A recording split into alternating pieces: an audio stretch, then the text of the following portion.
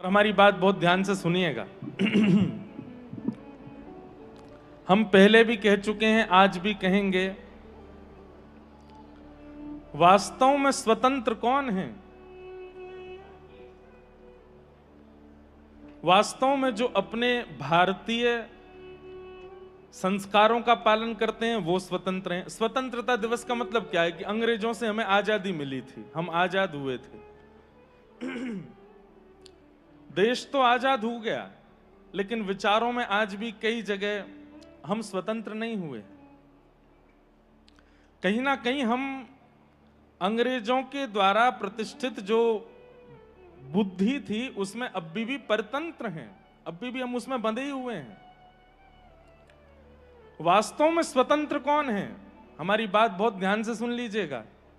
जिसके माथे पर उर्धपुंड दिखाई दे, समझना ये स्वतंत्र है। अच्छा, एक बात, महाराज जी तिलक क्यों नहीं लगाते? कोई अगर तिलक नहीं लगाते, क्यों नहीं लगाते? अब तिलक तो वो लोग लगाते, संत महात्मा, साधु महात्मा। अच्छा, प्रत्येक भारतीय तिलक लगाता है। भारतीय की पहचान है तिलक लगाना। देखो, अंग्रेजों की पहचान क्या है? उनके माथे पर तिलक नहीं होगा, खान पान की शुद्धि नहीं होगी, कुछ भी पहनेंगे ऊट पटांग, कुछ भी समझो ये अंग्रेज है। ऐसे ही अन्य अन्य और भी धर्म के, जाति के लोग पूरे विश्व भर में रहते, सबकी एक पहचान है, उससे पता चलता है कि ये कौन है। लेकिन भारतीयों की पहचान कहां से है कि वो तिलक लगाते हैं। तो वास्तव में आज स्वतंत्रता दिवस मनाने का अधिकार उनको है जो तिलक धारण करते हैं। स्वतंत्रता दिवस मनाने का अधिकार उनको है जो अपनी पोशाक में भारतीय परिधान पहनते हैं, कुर्ता पहनते हैं, धोती पहनते हैं, क्योंकि यही हमारा परिधान है। पैंट शर्ट हमारा परिधान नहीं है। असली स्वतंत्रता दिवस तो संतों की है, असली स्वतंत्रता दिवस तो वैष्णव ब्राह्मणों की है। उन वैष्णवों की जो तिलक धारण करते हैं, शिखा धारण करते हैं, धोती पहनते हैं। असली स्वतंत्र तो वह है कि आज भी उन्होंने इतना सब कुछ होने के बाद भी अंग्रेजों के परितंत्र को स्वीकार नहीं किया।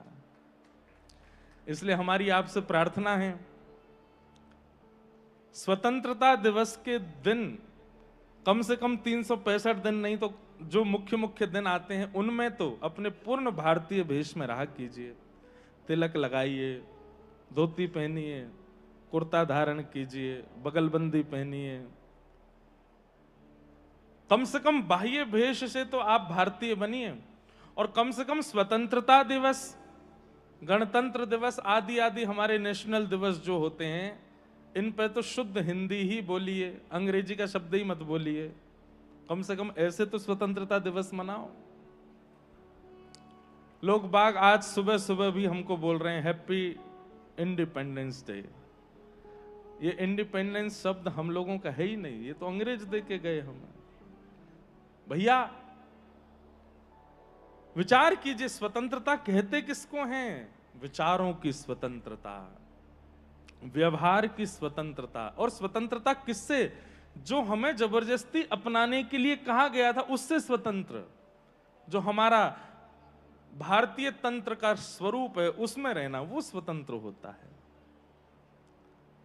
तो वैसे तो सबको स्वतंत्रता दिवस की बहुत बहुत शुभकामना, पर जो भारतीय विचार, भारतीय भेष, भारतीय व्यवहार में रहते हैं उनको विशेष रूप से स्वतंत्रता दिवस की शुभकामना, क्योंकि वास्तव में स्वतंत्र वे ही हैं, वे ही स्वतंत्र हैं।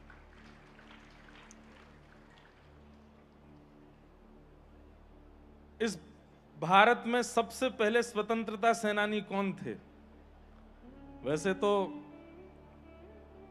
सतयुग से है श्री प्रहलाद जी महाराज, जिन्होंने हिरण्यकश्यप के राक्षसत्व से स्वतंत्र करवाया वैष्णवों को, भक्तों को। सबसे पहले स्वतंत्रता सेनानी के रूप में हमारी धरती पर आए कौन? प्रहलाद जी महाराज। फिर त्रेता में श्री हनुमान जी महाराज, और कलयुग में तो ठाकुर जी स्वयं ही बन गए स्वतंत्रता सेनानी, श्री कृष्ण। और हमारी बात ध्यान से सुनिएगा, कलयुग में जिन्हें खादी वस्त्रों में हम देखते हैं, ऐसे हमारी जो सेनानी हैं वे सब, हमारी जो भारत की पूरी रक्षा में बॉर्डर्स पर खड़े हैं वे सब। पर कई बार ऐसा होता है कि बाहर से घर की सुरक्षा बहुत अच्छी हो जाती है लेकिन भीतर से सुरक्षा नहीं हो पाती। इसलिए भीतर से भारत के व्यवहार को, भारत के लोगों को संकीर्ण विचारधाराओं से स्वतंत्र करने वाले संत ही स्वतंत्रता सेनानी हैं भारत के। जिनके विचारों से, जिनके भावों से, जिनकी कथाओं से, जिनके दर्शन से, जिनके स्पर्श से कितने लोगों का जीवन स्वतंत्र हो रहा है। आज हमारे पूज्य मलुक पीठ वाले महाराज जी, उनके वचनामृत ही बहुत आगे की बात है। दर्शन से कितनों के जीवन में स्वतंत्रता आ जाती है। काय बात की स्वतंत्रता? अंधकार का जो घेराव था वो प्रकाश की ओर पहुंच जाते हैं। कितने लोग अपने जीवन को बहुत हल्का अनुभव करने लगते हैं। हमारे पूज्य श्री रमन रीति वाले महाराज जी प्रथम दिन पधारे, उनका दर्शन, उनकी वार्ता। अब उस दिन वे उपनिषद का इतना सुंदर अर्थ कर रहे थे। कितनी स्वतंत्रता लगती है जब हम संत जनों की वाणी सुनते हैं, तो ऐसा लगता है कि अब और भेद खुल गए, अब और भेद खुल गए। भेद युक्त रहना भी परितंत्र है और भेद मुक्त होना भी स्वतंत्र है। तो वास्तव में स्वतंत्रता सेनानी बाहर से भारत की रक्षा कर रहे हैं, भीतर से भारत की रक्षा करने वाले तो हमारे संत जन हैं।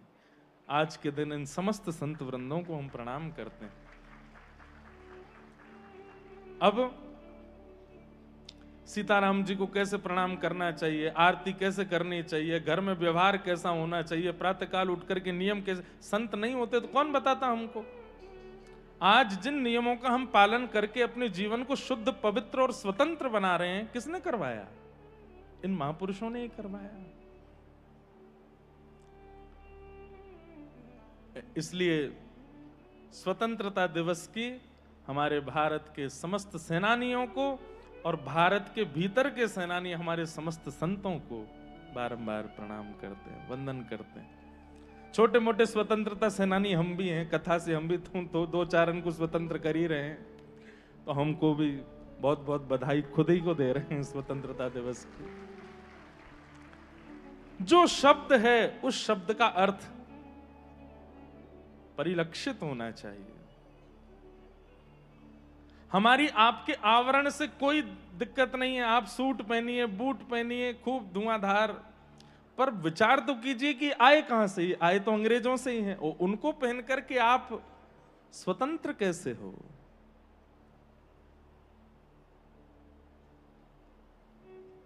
स्वतंत्र तो वो है जो पूर्ण रूपेण भारतीय भावों का विचार रखता है। आज सीएपीएम मिलन महोत्सव का चतुर्थ दिवस यहां प्रारंभ हो रहा है। हमको तो अब आज से थोड़ी थोड़ी वियोग की स्थिति अनुभव होने लग गई। कल तक तो ठीक था कि चलो एक ही दिन हुआ, 2 ही दिन हुए, 3 ही दिन हुए हैं, लेकिन अब तो 4 दिन हो गए। अब तो मध्य से भी आगे निकल गए। अब 3 ही दिन रह जाएंगे, कल परसों और उसके आप लोग तो उत्सव तो 20 तारीख तक यहां मनाया जाएगा, पर हमें तो 18 को ही कथा विश्राम करके फिर जयपुर प्रस्थान करना है। ऐसे सीएपीएम मिलन महोत्सव में हमको बहुत अनुभव कराए ठाकुर जी ने। उन सब अनुभवों को प्रणाम, और बस प्रार्थना करेंगे कि श्री जानकीनाथ भगवान बस रीझ जाएं, और ऐसे रीझ जाएं कि बार बार हमको रहवासा बुलाते रहें। बार बार जरूरी नहीं है, वैसे तो भावना तो ये रखेंगे कि हर बार श्री सीएपीएम मिलन महोत्सव में हर उन वक्ताओं को अधिकार मिले जिन वक्ताओं की सेवा से जानकीनाथ प्रसन्न हो। ऐसे भारत के सेवा वक्ता भी तो सेवा ही कर रहे हैं, उन सब सेवकों को यहाँ आना चाहिए और सबको जानकीनाथ जी के चरणों में। हम तो जब सुनते हैं महाराज जी से पूछते हैं ऐसे कौन से महापुरुष हैं जो यहाँ नहीं आए? सब आए और सब ने आकर के श्री जानकीनाथ जी की सेवा की है। आज से 100, 200, 300 साल बाद कोई याद रहेगी तो कोई हमारा नाम भी बोलेगा। एक थे ब्रजवासी बालक थे, ऐसी टूटी फूटी सी कथा करते थे, इंद्र जी वो भी आए थे यहाँ पे, कथा करके गए, जानकीनाथ जी को सुना के गए। तो हर वर्ष महाराज जी ऐसे ऐसे वक्ताओं को, और विशेष रूप से युवा वक्ता, सब जगह तो सब जाते ही हैं, लेकिन युवा वक्ताओं को आने का अवसर मिलना चाहिए। रेवा साका ख्याति पूज्य महाराज जी और पूज्य बड़े महाराज जी ने खूब उसको जन जन तक पहुंचाया, पर युवा वक्ता यहाँ आ करके अपनी वाणी से कुछ युवाओं को भी यहाँ बुलाएं। और मेरी प्रार्थना है जो भी युवा कथा सुनते हैं एक बार रेवासा जरूर आइए, श्री जानकी नाथ जी को प्रणाम कीजिए और यहाँ बैठकर के गोस्वामी तुलसीदास जी की रचित इस पंक्ति को जरूर गाइए और अनुभव कीजिए गुरु परंपरा किसको कहते हैं, गुरु निष्ठा किसको कहते हैं, कैसे श्री अग्रदास जी महाराज, कैसे श्री नाभा गोस्वामी जी महाराज और कैसी ये पूरी परंपरा है, उसका अनुभव कीजिए। तो इस बार तो कथा के लिए हमको ठाकुर जी ने आमंत्रित किया, पर साल में 1-2 बार ठाकुर जी बुलाते रहें, 1 दिन 2 दिन के लिए कोई ना कोई सेवा करने रेवासा आते रहें, ऐसी हमारी ठाकुर जी से प्रार्थना है। यही दक्षिणा हमको ठाकुर जी से चाहिए। कथा की दक्षिणा भी तो मांगते हैं ना, तो हम ठाकुर जी से, अभी महाराज जी आए उससे पहले पहले हम मांग ले रहे हैं कि हमको कभी कभी बुलाते रहें, ऐसी भावना है। बोलो वृंदावन बिहारी लाल की जय। तो हमारे जयपुर से श्री काले हनुमान जी मंदिर, वहाँ के पूज्य महाराज जी पधारे हैं। सब लोग पूज्य महाराज जी को वहाँ के बोलो श्री हनुमान जी महाराज की जय। मंगल मूर्ति मारुति नंदन, मंगल मूर्ति मारुति नंदन, मंगल मूर्ति मारुति नंदन, मंगल मूर्ति मारुति नंदन, मंगल मूर्ति मारुति नंदन।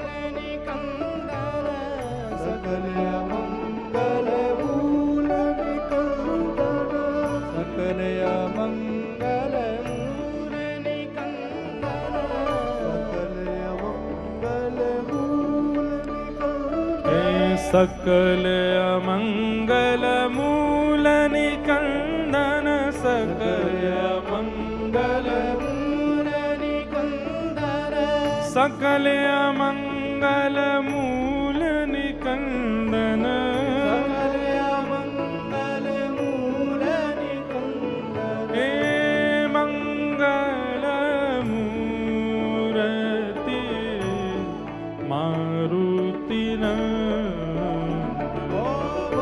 मंगल मूर्ति मारुति, हे मंगल मूर्ति मारुति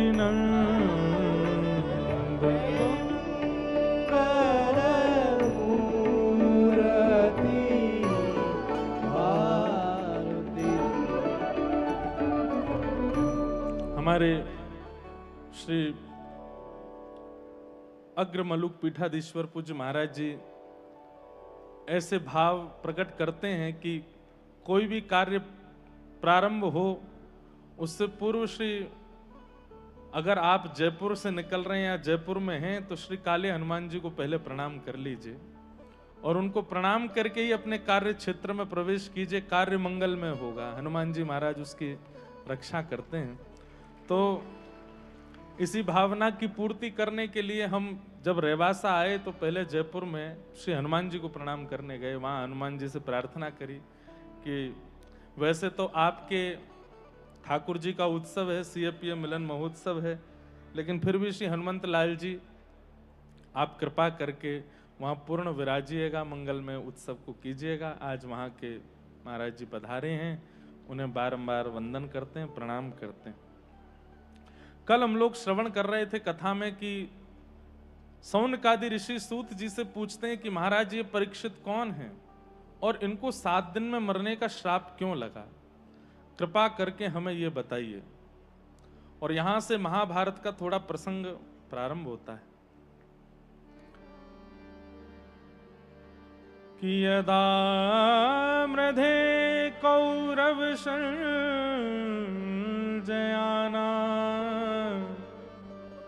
वीरे स्वथो वीर गतिं गतेषु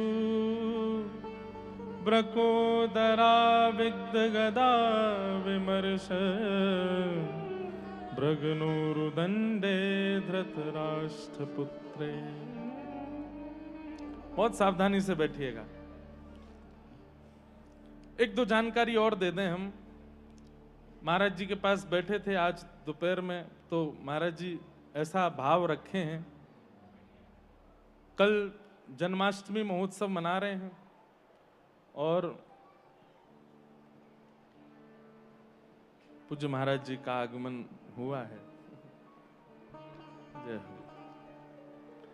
सिय पिय प्यारी अवध बिहारी, जय जय श्री अग्रदास दुलारी।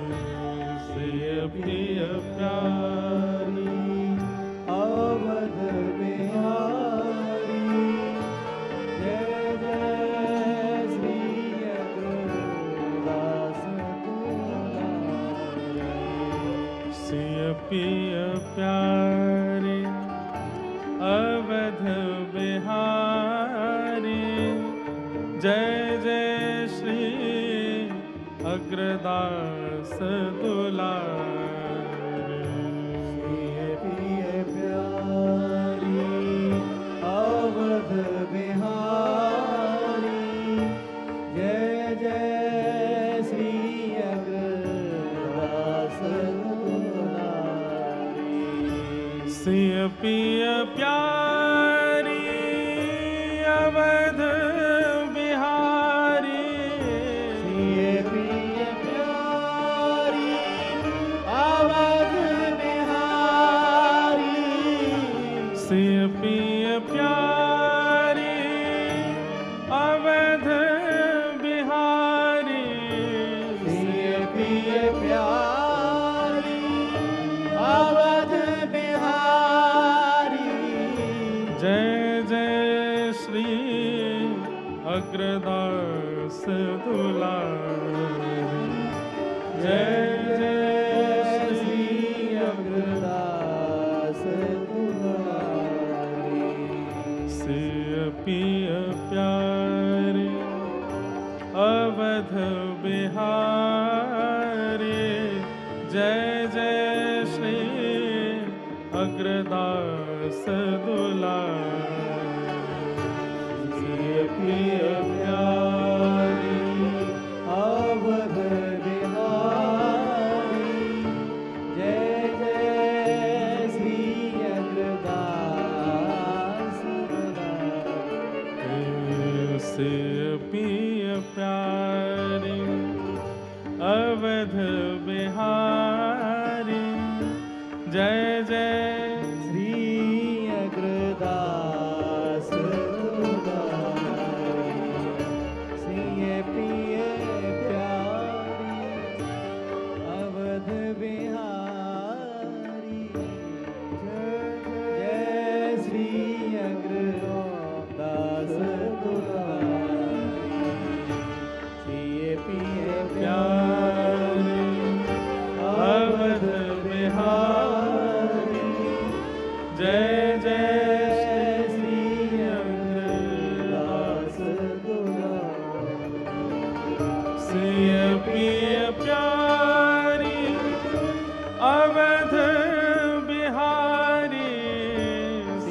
पिए प्यारी अवध बिहारी सिए पिए प्यारी अवध बिहारी जय जय श्री अग्रदास दुलारी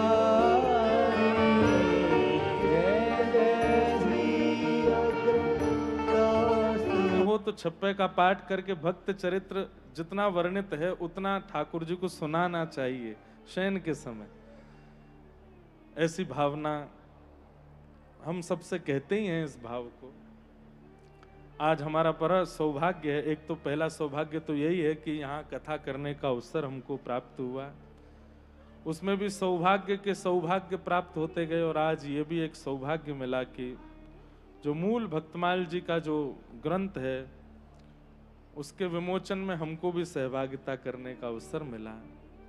बड़ी कृपा श्री जानकीनाथ भगवान की आज हुई है। बोलो श्री जानकीनाथ भगवान की जय। आप सब लोग अब विराजमान हो जाइए। महाराज जी कथा में विक्षेप बना नहीं। जब कथा प्रारंभ हुई तब से ही कीर्तन चलता रहा, फिर कोई महापुरुष आए, फिर कोई महापुरुष आए, फिर हमारे काले हनुमान जी वाले महाराज जी आए तो फिर हनुमान जी का कीर्तन हुआ। कथा प्रारंभ हुई ही नहीं था। भागवत जी भी प्रतीक्षा कर रही थी कि भक्तमाल जी आएंगी, मूल गुटका का यहाँ विमोचन होगा, उसके बाद ही कथा प्रारंभ होगी। अब जितने भी लोग मंच के आसपास हैं सबसे हमारी प्रार्थना सब लोग विराजमान हो जाएं।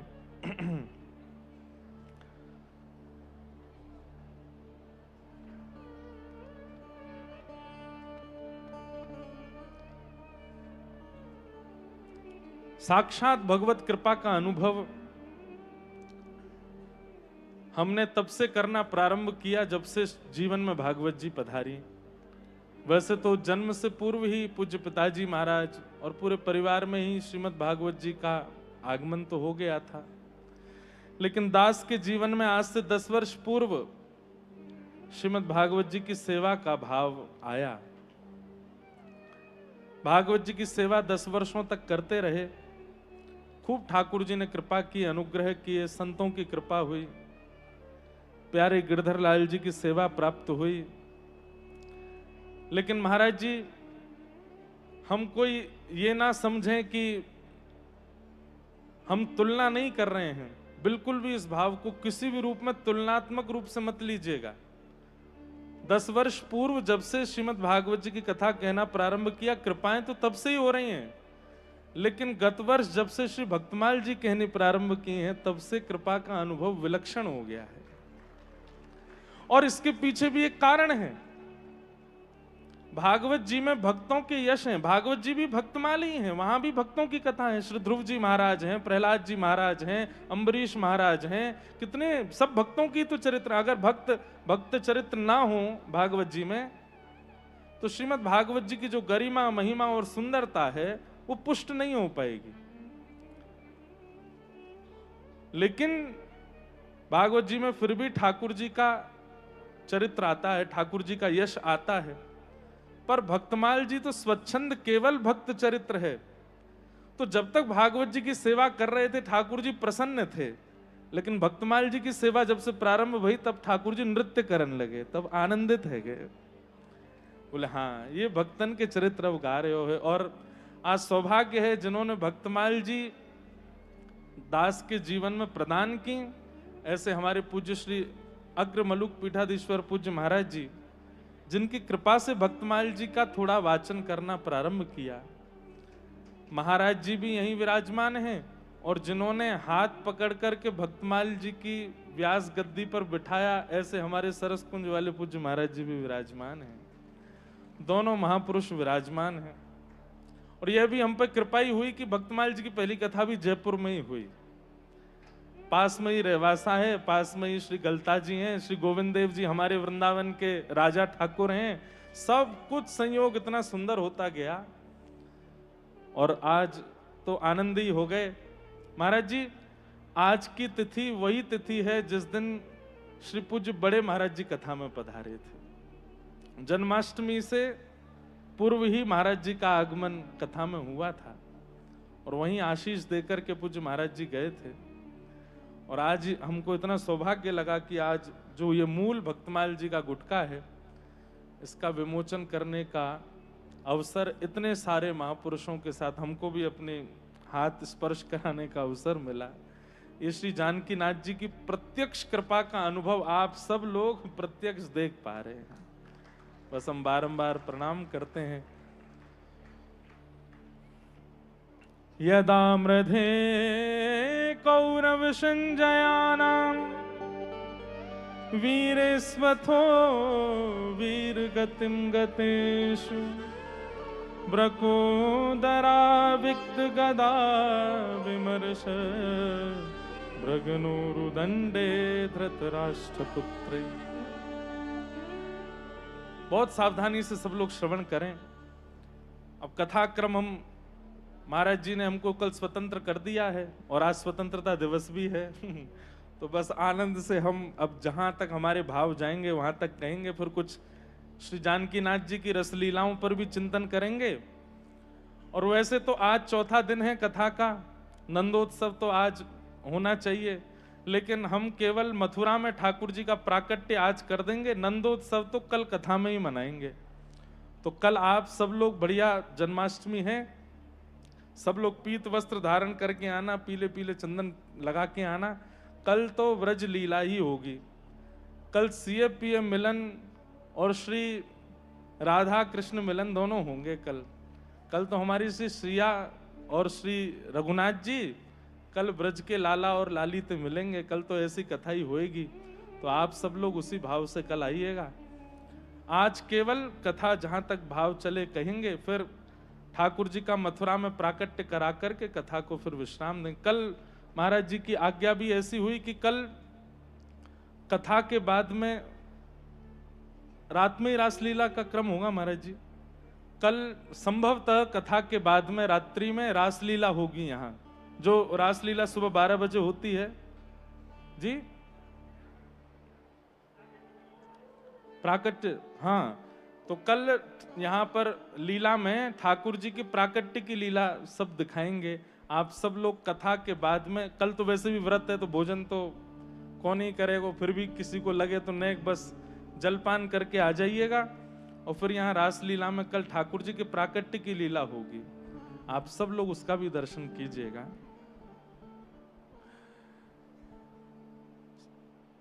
अठासी हजार सौनकादि ऋषि सूत जी महाराज से प्रश्न करते हैं, महाराज ये परीक्षित कौन है, कृपा कर हमें बताइए। तो वक्षे कृष्ण कथोदयम, क्योंकि परीक्षित की बात बताने में, परीक्षित का परिचय देने से और देते देते कृष्ण कथा का उदय होगा, इसलिए श्री परीक्षित जी का परिचय यहां पर श्री सूत जी महाराज सुना रहे हैं।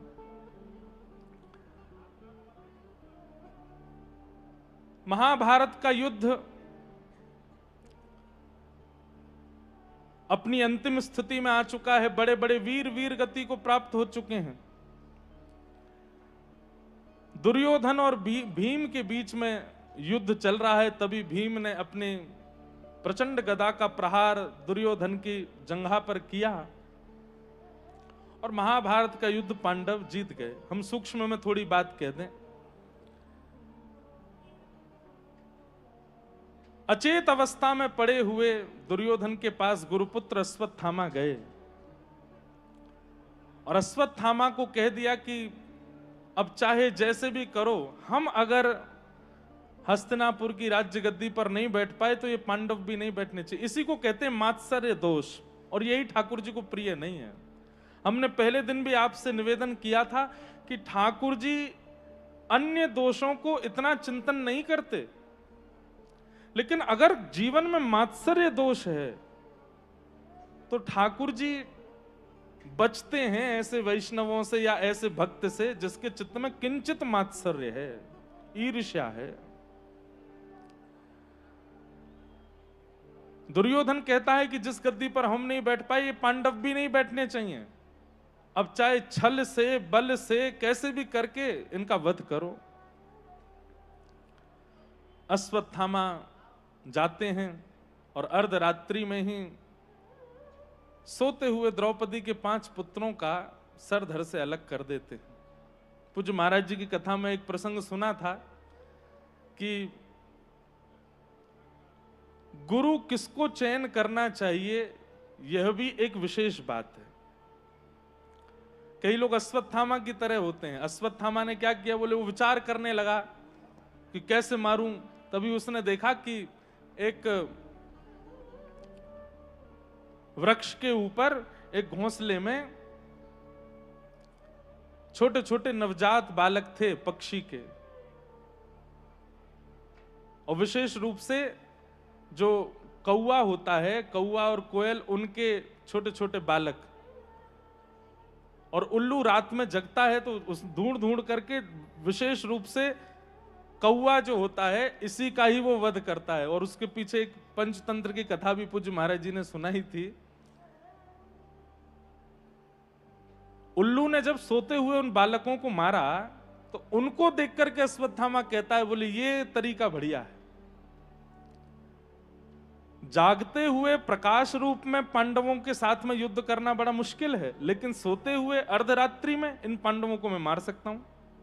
आप कहेंगे इसमें इतनी विचार की बात क्यों है? क्योंकि विचार की बात है कि यह धर्म युद्ध है। यहां सूर्यास्त के बाद युद्ध नहीं होता। सूर्यास्त के बाद किसी एक दूसरे पर प्रहार आदि नहीं किया जाता। यह धर्म से लड़े जाने वाला युद्ध है। अर्धरात्रि में अश्वत्थामा गए, लेकिन भगवान पांडवों को लेकर के हंस दर्शन करने के लिए गए। सोते हुए द्रौपदी के 5 पुत्र वहीं थे। अश्वत्थामा ने आकर के अंधेरे के कारण पहचान नहीं पाया, 5 पुत्रों का वध कर दिया। ले जाकर के उनके शीश जब दुर्योधन को दिखाए हैं, दुर्योधन बोले, अरे ये तूने कहा कियो, ये तो हमारे कुल का एक प्रकार से पूर्ण संहार हो गया। ये द्रौपदी के निर्दोष 5 बालक हैं, इनको नहीं मारना था। अब तो हमारे कुल में कोई जल देने वाला भी नहीं बचा। अत्यंत शोक और अत्यंत प्रसन्नता दोनों एक साथ हुई दुर्योधन को। क्यों प्रसन्नता? इस बात की कि जैसे ही देखा कि अश्वत्थामा आया है और कह रहा था कि मैंने 5 को मार दिया, तो प्रसन्नता। और जब पता चला कि द्रौपदी के 5 पुत्र हैं तो शोक। दुर्योधन की मृत्यु हो गई। लेकिन प्रातःकाल होते ही जब पता चला कि 5 निर्दोष बालकों को मार दिया किसी ने, रो रही है द्रुपद सुता। और उस समय क्रोध में भर करके अर्जुन खूब प्रतिज्ञा लेता है, तुम रो नहीं, मैं वचन देता हूं, जिसने भी मारा है मैं उसको जीवित छोड़ूंगा नहीं।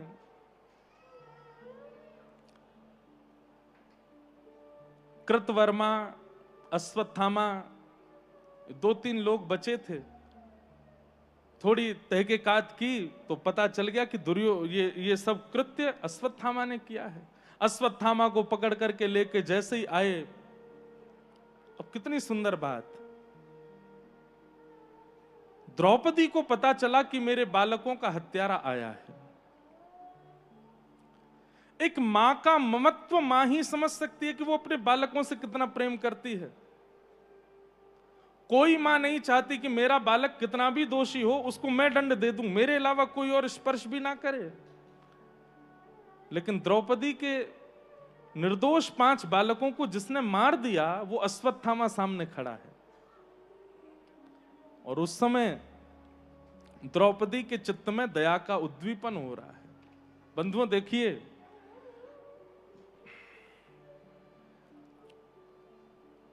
सामान्य परिस्थिति में दया होना, सामान्य परिस्थिति में सहज होना, विनम्र होना, दीन होना, ये सब कर लेते हैं।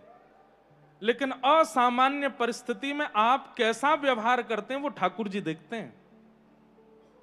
किसी के अंदर बहुत दया है, लेकिन असामान्य परिस्थिति होती है, प्रतिकूल परिस्थिति होती है, तो कई बार वे भी निर्दयी हो जाते हैं।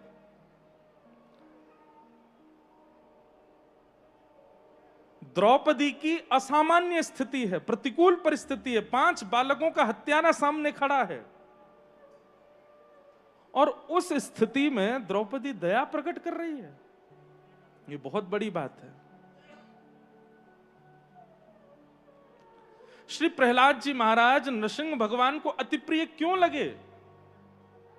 क्योंकि भजन सब करते हैं, लेकिन ऐसी प्रतिकूल परिस्थिति में भी भजन का संग नहीं छोड़ा, ठाकुर जी के प्रति विश्वास नहीं छोड़ा, इसीलिए प्रहलाद जी अति प्रिय हैं। प्रतिकूल परिस्थिति, असामान्य परिस्थिति में भी आप अपने व्यवहार को, आप अपने चित्त की शुद्ध स्थिति को न खोवें, इससे ठाकुर जी बड़े प्रसन्न होते हैं। हमारी बात समझ जाइएगा। एक महाराज जी, पूज्य पिताजी महाराज कभी कभी कथा में एक बात कहते हैं। कई लोग कहते हैं हम रसगुल्ला नहीं खाते, हम मीठा खाते ही नहीं है, मीठा स्पर्श ही नहीं करते। तो सब लोग कहते हैं अरे भाई देखो ये मीठा खाते ही नहीं है। बाद में पता चलता है शुगर थी इनको, इसलिए पहले से ही ऐसा बना के चला कि सबको लगे कि भाई ये तो मीठा छूते ही नहीं है। वो बात तो ये है कि वैद्य ने मना कर रखा था इनको कि खाना ही नहीं है। हम बाल ब्रह्मचारी हैं। अरे भैया ब्रह्मचारी हैं, असली बात तो ये कि प्रयास तो बहुत किए थे लेकिन ब्याह हुआ ही नहीं, तो फिर ब्रह्मचारी ही रह गए। तो ऐसे कई लोग होते हैं। परिस्थिति प्रतिकूल है, परिस्थिति असामान्य है, और उसमें भी आप अपने हृदय के धैर्य को, हृदय की दया को, हृदय की विनम्रता को, हृदय की इन सब सद्गुणों को प्रस्तुत कर पाते हैं, तो ही ठाकुर जी प्रसन्न होते हैं। अब द्रौपदी की स्थिति यह है कि बालकों का हत्यारा सामने खड़ा है, लेकिन उस समय आप और हम होते तो हम क्या करते? क्रोध में भर करके ये भी भूल जाते कि हम व्यास हैं, ये भी भूल जाते कि हम कौन हैं, ये भी भूल जाते कि हम एक वैष्णव हैं। क्रोध में भर के कुछ भी बोलते, डांटते, मारपीट तक कर देते। लेकिन द्रौपदी क्या कह रही है? तथा हतम पशुवत पाशबद्ध, एक पशु की तरह बांध करके लेकर के आए अश्वत्थामा को, और मवाम मुखम कर्म जुगुप्सितेन निरीक्ष कृष्णापकृतं गुरु सुतम वाम स्वभावा कृपया नाम च उवाच चासहन्तस्य वंदनानयनं सति मुच्यतामेष ब्राह्मणो नितरां गुरु। प्रतिकूल परिस्थिति जब हमारी होती है तो हम सामने वाले व्यक्ति के साथ पशुवत व्यवहार करने में भी संकोच नहीं करते। अश्वत्थामा ने निर्दोष बालकों को मारा, उसके हाथ पैर बांधे हैं, घसीटते हुए लेकर के आ रहे हैं, और यहां किसी को दया नहीं आ रही है। क्यों? सब लोग कह रहे हैं ये इसी के लायक है, इसने बालकों की हत्या की है। लेकिन उसी काल में जब द्रौपदी आती है, निरीक्ष कृष्णापकृतं गुरु सुतम वामस्व भावा कृपया नाम च, जैसे ही कृष्णा ने देखा, द्रौपदी ने देखा। हमें लगता है कि यहां कृष्णा संबोधन शायद इसीलिए किया गया कि दयावंत श्री कृष्ण हैं और उनकी बहन उसी दया के गुण को प्रकट कर रही है, इसलिए कृष्णा। क्या कहती है? मुच्यतामेष ब्राह्मणो नितराम गुरु। अरे अर्जुन, इनको अभी हाथ खोलो, इनके पैर खोलो, इस प्रकार ये क्या कर रहे हो? अरे ये गुरु पुत्र हैं हमारे, ये गुरु सुत हैं हमारे, इस प्रकार इनको मारो मत। याद रखिएगा अंतिम समय तक इस बात को। ये कौन कह रही है? जिसके बालक मारे हैं उसने, वो कह रही है। सब द्रौपदी के मुखमंडल की ओर देख रहे हैं आश्चर्यचकित होकर के, ये कैसी मां है? इनके बालक के हत्यारे को लेकर के और ये कह रही है उसको छोड़ दो। सब देख करके तो आश्चर्यचकित हुए होंगे, पर हमारे श्याम सुंदर द्वारिकाधीश देख करके तो नेत्र विह्वल हो गए, आनंदित हो गए, क्योंकि यही स्वरूप श्री ठाकुर जी का है। महाराज जी, कभी कभी मन में भाव आता है कि हमें जो लक्षण प्रिय नहीं है, हमें जो व्यवहार प्रिय नहीं है, अगर कोई व्यक्ति उस व्यवहार का पालन करता है तो हम लोग अपने आसपास वालों से भी कह देते हैं ये आवे तो हमको इससे मिलना ना पड़े, ऐसी व्यवस्था करना, हमको इससे मिलना ही नहीं है क्योंकि इसका व्यवहार हमारे अनुकूल नहीं है।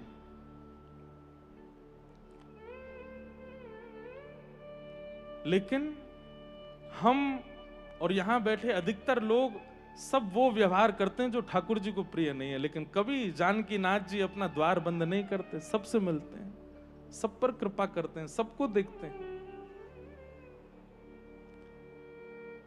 और कह दें तो कोई अतिशयोक्ति नहीं, ठाकुर जी कैसे हैं, जैसे मान लीजिए कि उनको जो व्यवहार प्रिय नहीं वो जब हम करते हैं, ठाकुर जी को क्रोध तो आता है, देख वही कर रहा है जो मुझे प्रिय नहीं है। लेकिन जैसे ही हम जाकर के दंडवत प्रणाम करते हैं ना, इतने बस दंडवत करने मात्र से ठाकुर जी प्रसन्न हो जाते हैं। अच्छा कोई बात नहीं, छोड़ो, तुमने किया, हमने भूल गए, हमको याद ही नहीं है तुमने क्या किया, छोड़ो सब चीज। ऐसे हैं ठाकुर जी। और वही लक्षण जब आज ठाकुर जी द्रौपदी में देखते हैं, यूं ही नहीं इतनी प्रिय है ठाकुर जी को द्रुपद सुता द्रौपदी, उसका ये दया का व्यवहार देख करके ठाकुर जी रीझ गए। क्यों नहीं मारना चाहिए, इसके पीछे खूब सुंदर विवेचन किया द्रौपदी ने। धर्मम न्यायम शकरुणम निर्वलीकम समम महत, राजा धर्म सुतो राज्ञा प्रत्यन्य द्वचो द्विजा।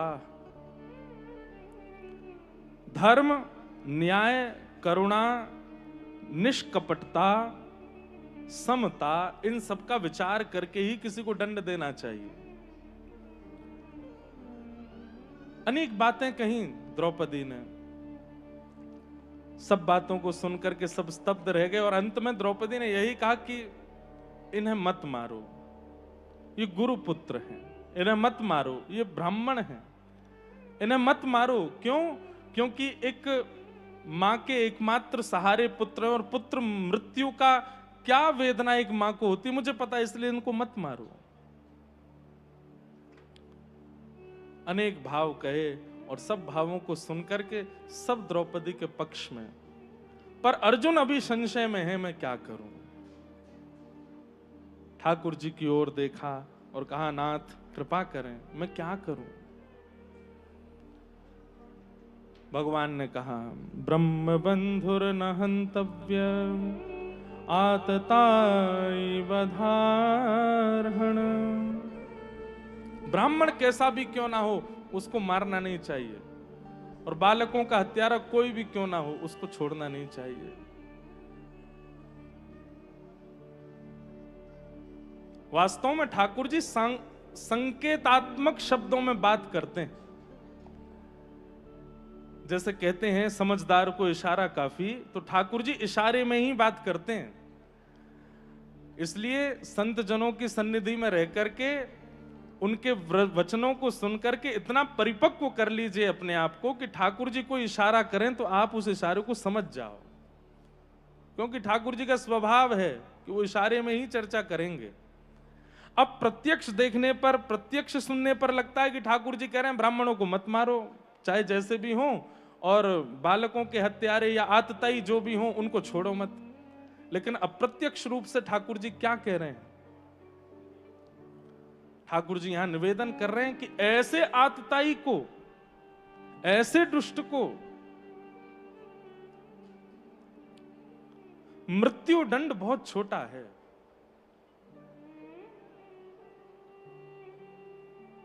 मृत्यु से भी बड़ा दंड क्या है संसार में? मृत्यु से भी बड़ा दंड क्या है संसार में? जीवित अवस्था में हर क्षण मृत्यु के समान कष्ट होना, मरना भी नहीं और कष्ट भी उतना होना, ये मृत्यु से भी बड़ा कष्ट है। कई बार बहुत कष्ट में कोई होता है तो हम भावना रख लेते हैं चित्त में, इससे बढ़िया तो ये भगवत धाम ही चले जाएं, इतना कष्ट पा रहे हैं, सब बोलते हैं लोग बाग। इसका मतलब क्या है? मृत्यु एक प्रकार से स्वतंत्रता है, मृत्यु एक प्रकार की मुक्ति है। उससे बढ़िया तो ये इतनी कष्ट पा रहे हैं, पीड़ा पा रहे हैं, चले जाएं ठाकुर, ऐसा कई लोग कह देते हैं। वैसे कहना नहीं चाहिए ऐसे, फिर भी कई लोग कह देते हैं। ठाकुर जी मानो संकेत कर रहे हैं कि इतने दुष्कर्मी के लिए, ऐसे आतताई के लिए मृत्युदंड नहीं है अर्जुन। ये जीवित भी रहे, और जब तक जीवित रहे तब तक पीड़ा में ही रहे, तभी इसके द्वारा किए गए कृत्य का इसको दंड मिलेगा।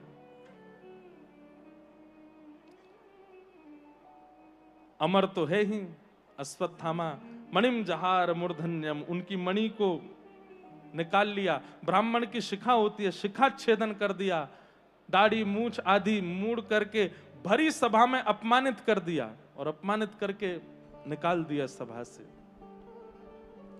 अब हर क्षण अश्वत्थामा को मृत्यु का अनुभव होता है। क्यों?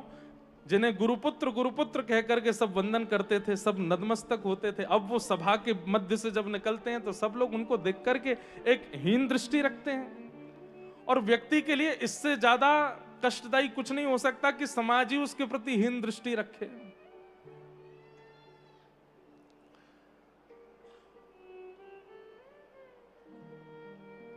सब क्रियाएं हुई, ठाकुर जी समस्त कुरुवंश का पांडवों के द्वारा यथोचित जैसा होना चाहिए वैसा सब पिंडदान आदि सब कराते हैं। तत्पश्चात जैसे ठाकुर जी द्वारिका जाने के लिए प्रस्थान करने के लिए तैयार होते हैं, तभी अश्वत्थामा के चित्त में आता है कि इन पांडवों ने अच्छा नहीं किया मेरे साथ, मैं इनके वंश को यही नष्ट करूंगा। और तभी उसने केंद्र बनाया अभिमन्यु की सगर्भा पत्नी उत्तरा, जिनके गर्भ में भगवान के परम भागवत श्री परीक्षित जी महाराज विराजमान हैं। और जैसे ही ब्रह्मास्त्र छोड़ा है उत्तरा के गर्भस्थ शिशु को मारने के लिए, उसी समय ठाकुर जी रथ में आरूढ़ होकर के द्वारिका को प्रस्थान कर रहे थे।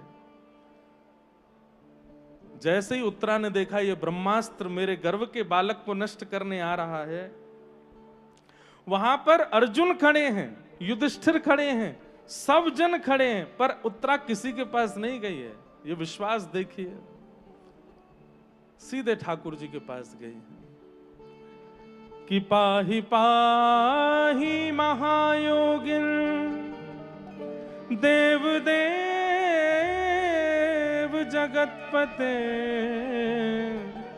नान्यम तद्भयम पश्ये यत्र मृत्यु परस्परम। जगतपते मतलब पति का अर्थ होता है नाथ, पति का अर्थ होता है रक्षक। हे जगन्नाथ, हे जगतपति, केवल आप ही हैं जो मेरी रक्षा कर सकते हैं। विद्वान जन, विशिष्ट जन यहां पर कहते हैं, जो थोड़ी सी चूक द्रौपदी से हो गई थी, जब चीरहरण किया जा रहा था तो पहले सब लोगों की ओर दृष्टि की, सीधे ठाकुर जी को नहीं पुकारा। जब अंत में किसी का ऐसी सहायता नहीं मिली, तब दोनों भुजा उठा करके हे कृष्ण द्वारिका वासिन ठाकुर जी को पुकारा। लेकिन आज उत्तरा ने वो गलती नहीं की, सीधे ठाकुर जी के सन्मुख समर्पण, विश्वास, ऐसे आर्त भाव से पुकार रही है उत्तरा ठाकुर जी को कि हे नाथ, आप ही मेरे रक्षक हैं, कृपा करके मेरी रक्षा करो। और मैं भले ही चली जाऊं, लेकिन मेरे गर्भ के बालक की रक्षा करो नाथ। ठाकुर जी के सन्मुख जब दोनों भुजा उठा करके पुकारा, भगवान एक रूप से तो बाहर ही खड़े हैं और एक रूप से सूक्ष्म रूप धारण किया, और उत्तरा की प्राण वायु में प्रविष्ट करके, गर्भ में प्रवेश करके भगवान ने अपनी चक्रा नाम की गदा को इतनी द्रुत गति से घुमाया कि आकाश से आ रहा ब्रह्मास्त्र वहीं नष्ट हो गया और गर्भ के बालक परीक्षित की रक्षा हो गई। बोलो भक्तवत्सल भगवान की।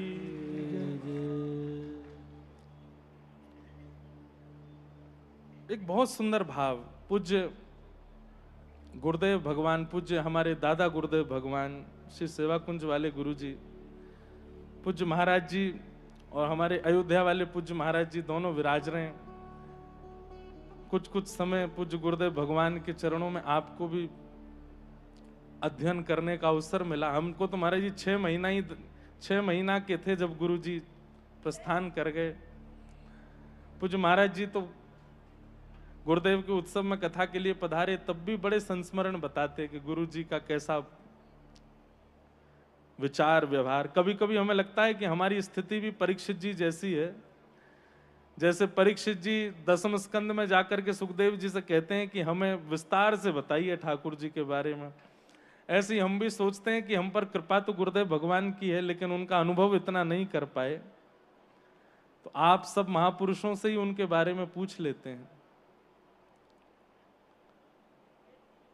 गुरुदेव भगवान एक जगह कहीं छोटी छोटी किताबें हैं गुरु जी की, जहां उन्होंने कुछ भाव प्रस्तुत किए हैं। वहां एक जगह वे वर्णन करते हैं